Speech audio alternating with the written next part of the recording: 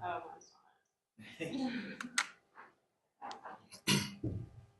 Good afternoon, everyone. Today is the 44th day of the West Virginia legislative session. And finally, we have some good news to report. Yesterday, the people of West Virginia scored a huge victory. Under my leadership, my House Democrat caucus, who are up here with us today, and there are a couple that are in committee right now, we have fought super hard for the people of West Virginia for flood prevention. We've done it for a great while now. And yesterday, we were able to get an amendment to the budget bill. For the first time ever in West Virginia history, we are now going to be able to fund the West Virginia Flood Resiliency Trust Fund to the tune of $25 million. We're super, super proud of that. But I would also like to say this, and I'm going to tell you all this as well. Buckle up, because I know this is not said a lot. I want to make sure that we are giving flowers when they are due. And our amendment, which we have prioritized for a while, could not have happened if it was not for Speaker Hanshaw, Chairman Chris, and Vice Chairman Riley. All too often in today's politics, and yes, we prioritize a lot of different things, but there's always a food fight. And the people of West Virginia, we forget too often that the best things happen when we are working together. And so again, I really want to make sure that we are commending their efforts, because it could not have happened with them. And that's what we need. We stood tall on that. We stood firm on that, in balance and compromise, which is what the people of West Virginia have longed for. If you all remember, about a year ago, we had a bill that was $250 million to fund that. They did not get a chance to be upon an agenda.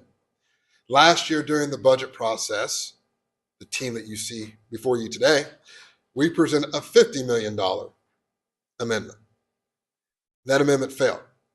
And so again, working, sharpened our pencil a little bit. And while we still need to do some more, we thought as a caucus, let's take it to 25 million. And again, we were able to reach across the aisle and get agreement on that. And now that bill goes over to the Senate. And we want to make sure that that is protected, again, to score a victory for the people of West Virginia. And now I'm actually going to pass it to the gentleman to my right, Delegate Evan Hansen, the Deputy Minority Leader, to talk a little bit more about the specifics of that bill. It's important that we try to prevent flooding from happening, in addition to addressing flooding after it does happen. And I wanted to distinguish between those two things, because when it comes to disaster recovery after a flood occurs, this legislature, this caucus will always do everything possible to lift up our West Virginians who are harmed by floods. But the amendment that we were able to secure in the budget yesterday, the $25 million, is to make floods less likely to occur. And if they do occur, to make sure that they're less damaging.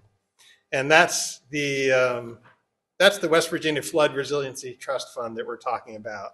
That fund can be used only to enhance flood prevention and protection. And there's a few things that are good about that trust fund in state code. One is that half the money is prioritized to benefit low-income areas of the state of West Virginia, and it's our low-income people that need the help the most, because they may be less able to afford the types of measures that the trust fund can provide for. And also, a portion of these funds are prioritized for nature-based solutions to flood prevention. And these nature-based solutions are good because they're usually cheaper than the more expensive types of solutions like building flood walls.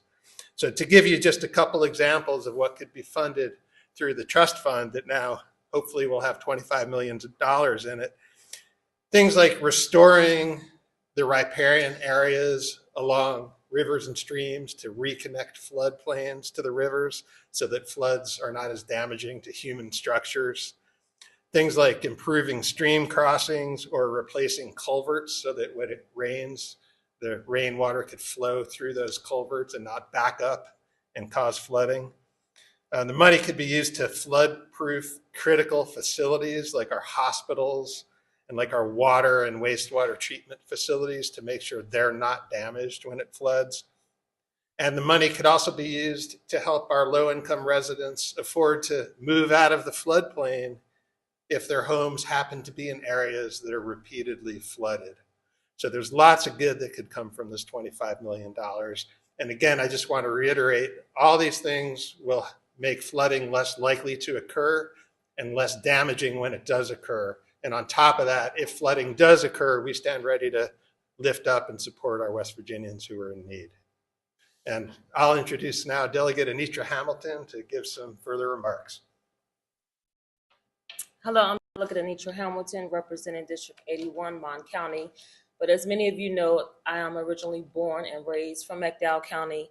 And when we experienced that flood on last year, for 24 hours, I could not get a hold of my father or my stepmother. That flood totally damaged the southern coal fields. And when you have loved ones that stand in danger, we know we lost lives through those floods. This type of advocacy becomes very important. Over the summer, this caucus traveled this entire state talking about kitchen table topics. And today, we just want to say that we have done good.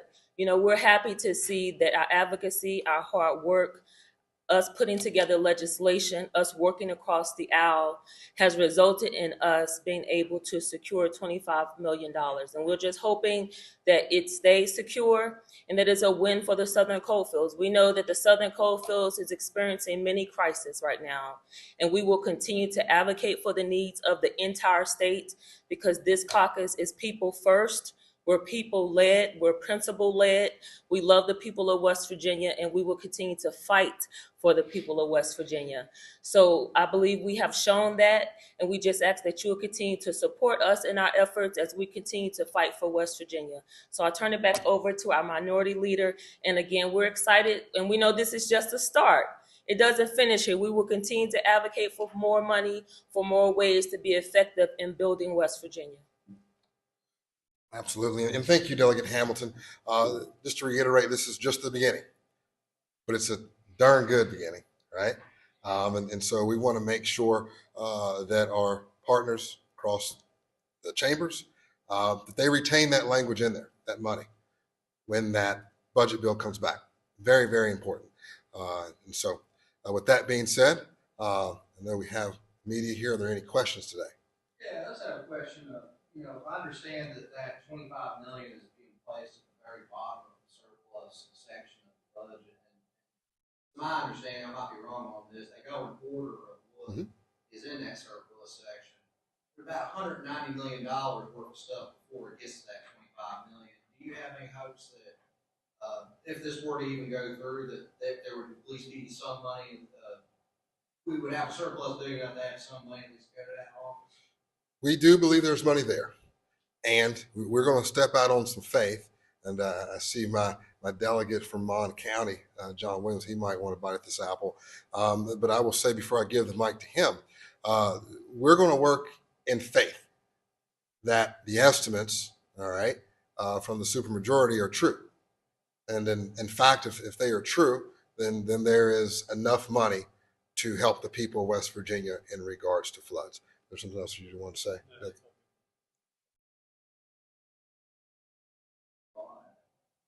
Well, again, we want to thank you for listening in today, and we look forward to helping West Virginia more. Thank you all.